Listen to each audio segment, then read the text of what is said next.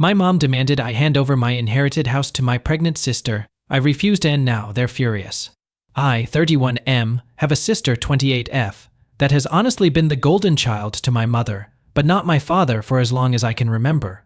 My parents divorced when I was a teenager because my mother cheated with an old high school ex-boyfriend and has always been controlling, manipulative and narcissistic. And sadly my sister was like her little Minnie. Our mother also seemed to believe she had total authority over me anytime she so much as snapped her fingers. She'd snap them and order me around like a dog. It was demeaning. And my sister always backed her up too. So no surprise I went to live with my dad full-time after our parents split while my sister stayed with mom. The two of them were very alike, and both pretty much stopped speaking with my father unless it was about money. Though I'm more like my dad. My father was very business-oriented and started teaching me how to do his line of work as soon as I was 16. I got pretty good at it. And after 12 years of working for my father, I was made a partner in his company. Things were great, but then about 8 months ago tragedy struck. My father had become somewhat immunocompromised due to being a heavy smoker for much of his life and died at only 60 years old after he caught C-19. I met my mother and sister for the first time in years after we had a socially distanced funeral for my father over video call. My father was cremated by his own request and buried in a local cemetery, so there was no body or casket. My sister seemed to grieve, but my mother looked indifferent the entire time, though I honestly was not surprised. The last time she saw my father, she screamed at him that he owed her more money, and then threatened to sue him, to which he just laughed at her. He'd paid alimony and child support as long as he was legally mandated to, and no more than that. And he even put $30,000 toward my sister's college fund. And she's by no means broke. She works the same job she has had for nearly 3 decades, fully owns the old family home we used to share, and even rents out 2 of the rooms in it to Airbnb regularly. She's by no means hurting for money. Sometime after the funeral, my dad's will was read. Apparently he'd figured that if his heavy smoking didn't eventually do him in, something else would, and even joked about it in a pre-recorded video. I was pretty much willed nearly all of his assets from most of his money to his business and home. He left my sister a car, 2015 Nissan Altima, and about $10,000 in cash. My mother only got $1,000 and a few other items that she'd been claiming were rightfully hers since the divorce. Beyond that I got the rest. And my girlfriend now lives with me in the house my father passed down to me. My sister pretty much went from finishing 2 years of community college to living off her boyfriend and only working part-time online for several years. And during that time she got pregnant but suffered a traumatic miscarriage. I wasn't aware till after the funeral because we were practically no contact and no one else told me. When lockdown hit, her boyfriend's job started downsizing little by little, and eventually he was only able to stay on part-time, which hampered hers and his finances to the point he was finally telling her she needed to look for better employment as well since he was trying to find a second job. And then she got pregnant. She claims her and her BF were careful, but calls it her miracle baby. One evening I got an unexpected knock at my door, and when I answered I was unpleasantly greeted by both my mother and sister. They both walked right in without even asking and made themselves comfortable in my living room. My girlfriend and I shared a look of confusion and I asked why they'd come by. My sister was giggling and looking all over, opening doors and seemingly giving herself a tour of my home. My mother had just plopped herself down on my sofa and snapped her fingers while demanding a cold bottled water. My geef got the water for her and I asked what they were here for. My sister seemed all giddy and just ignored me to continue snooping around my home. And before long I heard her yell from down the hall, "Mommy, it's perfect." Yes, she still calls her mommy. My mother finally spoke up and said, "Well, I think it's time to did your brotherly duty." To which I was like, "What?" My mother then proceeded to say, "Now that your father has passed, this house should have gone to me since I was his only spouse. But you can still fix this. You make plenty of money and could just buy a new house. Your sister needs this one so much more since she's the one with a baby on the way. But if you're so determined on staying, you could just keep to one room and cover all of the bills until you decide to move out." My geef and I read enough Reddit to know exactly where this is going and how it'd play out if I let it go on. So I guess you could say we were mentally prepared. I took a deep breath and stated aloud, "That's not fucking happening. You don't order me around, especially not in my own goddamn home. Yes, I make plenty of money, but like Dad, I'm gonna save it for when I really need it. Not that you care." My mother started snapping her fingers at me like she used to and loudly stated, "Stop. I am your mother, and you will do as I say because I brought you into this world, and I'm the one in charge here. And as far as you're concerned, I am God.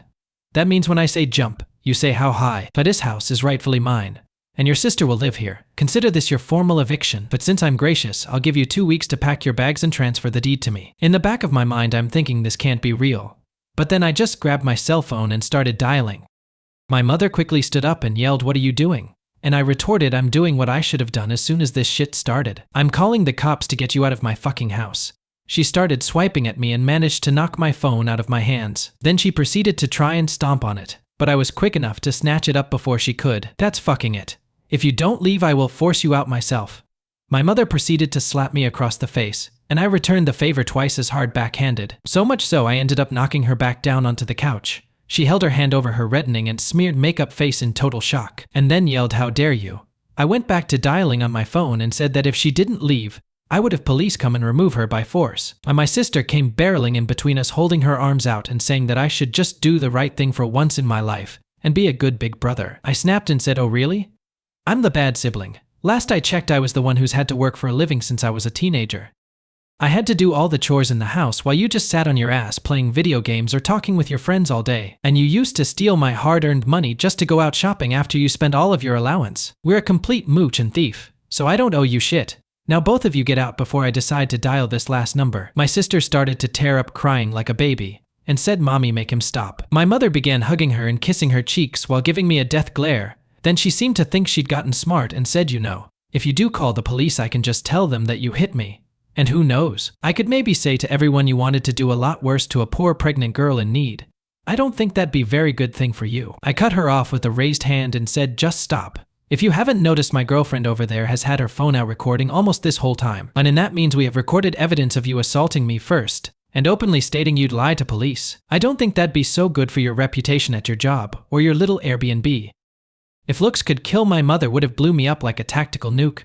But she quickly deflated and started dragging my crying sister out by the arm. My sister was somehow acting like a complete toddler and broke loose of our mother's grip to sit down on my porch step and have a tantrum. I just gave my mother a look and said, "Do you see now? This is the result of the spoiled way you raised her." She glared at me again, and then I was treated to a show of my mother trying to drag my sister off of my porch steps. But she latched onto the porch handrails and kept saying, "You promised me," over and over again. I let out a cackle and told them both from the door to never come back. My mother flipped me the bird and then went back to trying to drag my sister off the porch. It took a few minutes, but she finally got my sister to get up and leave with her by saying I am a cruel, heartless bastard who will go to hell for this. I laughed some more and said that there's also a special place in hell for liars and narcissists who try to manipulate others to get their way.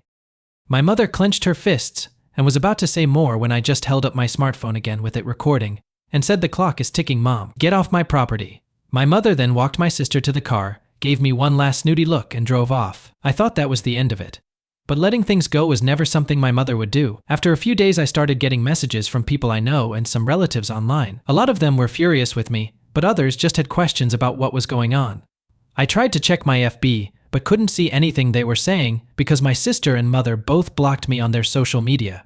But my girlfriend could still see everything because they kept their profiles set to open. We screenshotted everything and then printed some of it out. Both of their profiles had posts that called me a greedy, heartless bastard who stole the house that was meant to be my sister's inheritance right out from under her by paying off the will, which is a complete and utter lie, and they both know it.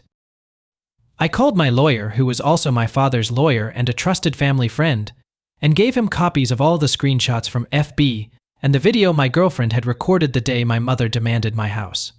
He wanted to just write a formal CD, but I wanted to take it further than that. And he sent them a letter I told him to write via express mail that had to be signed for. So I know they got it. My mother called me in an absolute fury the same day the letter was delivered. I told her that if she and my sister didn't redact all of the untrue social media posts they made about me and tell the absolute truth, I'd send all of the information I have to the whole family, her boss, and upload the videos we'd recorded of her online. And then I'd sue her on top of it. She called me unreasonable, and that she just did what she did for my sister's sake, and then went into a full-blown lecture reiterating her belief that my sister still needs my house more than me. I bluntly stated I didn't care what she thought, and if she didn't redact everything and tell the truth, I'd make sure her career would be over. She begrudgingly said, "Fine, you win. Have it your way and keep the fucking house," before hanging up the phone. That very evening, all of the lying posts disappeared from both their profiles. I was unblocked, and my mother gave me and everyone else a half-assed apology claiming she jumped the gun with everything she said because she thought my sister needed my house more than me because she's broke and pregnant. But the house was rightfully mine according to my father's will, and she knew that even before my father passed away, so she had no right to try and claim it. As for my sister, she also apologized, but more or less just parroted everything our mother said while claiming she just went along with her ideas. And then she blamed what she did all on our mother and her pregnancy hormones. The replies poured in for some time on both my mother and sister's profiles, many furious with them for trying to take my house. I got a lot messages of sorries and my bads from those who'd previously believed her, but all it really did was show me who was more on her side to begin with, since they were all believing her nonsense so quickly. They were mostly people from her side of the family anyway. No one on my father's side believed her at all, and openly said so. My sister and her boyfriend ended up moving in with our mother to save money, but she put them in the basement to keep her Airbnb running, and my sister started crying on social media that she can't live upstairs. And I'm pretty sure the two of them were fighting with each other, because all my sister did after that is complain online, and my mother barely posted anything on her SM anymore because of the previous stunt she tried. Next story. 4 days ago, my boyfriend of 2 years' 11-year-old daughter started having her first period. They have been making plans to move in with me and my 8-year-old son for about 2 weeks now that he has full control of her. What was going on was pretty good up until this point.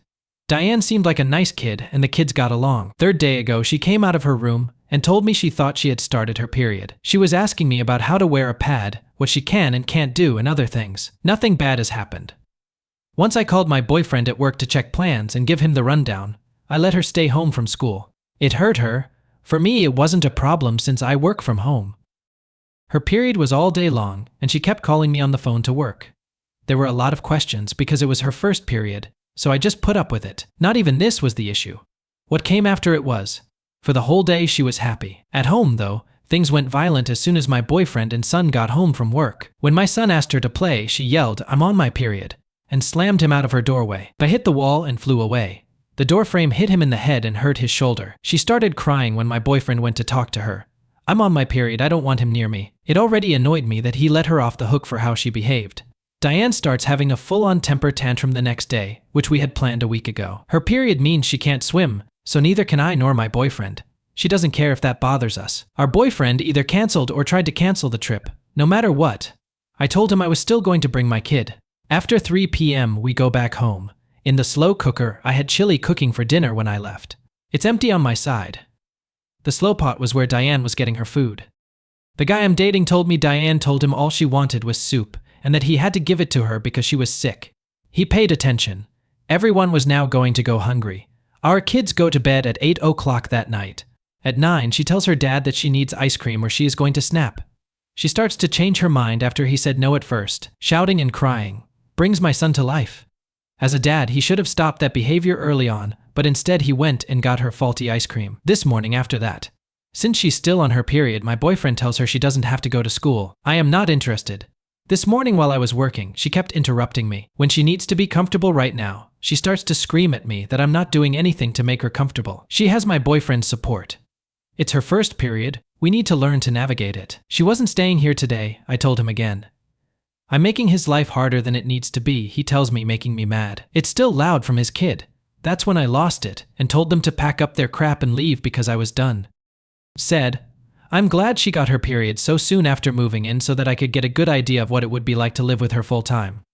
And I'm going to hell for putting up with this crap every month. Their anger went away right away. Trying to make me understand, she says as she starts to cry. What are you talking about? I told them to leave though and took a stand. My house is quiet now that they're gone. These people should not come back. From then on, my boyfriend has been yelling at my phone, telling me this is just a small problem. I have never been so disgusted by someone in my life. To tell him I'm done and not let them come back, Aita? When she was angry yesterday, I did talk to her about it. She was yelling at me, hitting people, telling us to do what she wanted, and breaking things. I told her it wasn't okay. She points out I'm on my period. Nothing I do right now can be held against me because I have no control. She's using this as an excuse, which is proof enough for me that she is in charge.